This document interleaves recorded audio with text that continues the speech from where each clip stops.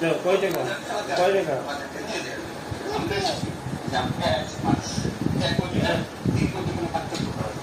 এই কত কত কত আমার তো দরকার এই তো গণতান্ত্রিক যে আকাঙ্ক্ষা ওইটা দাও মুসলমান হিসেবে নয় হিন্দু হিসেবে নয় ওইটা দাও এইটা দাও আমাদের অধিকার নিশ্চিত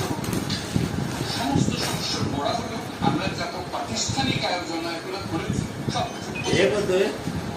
এই কারণে প্রাতিষ্ঠানিক আয়োজনগুলো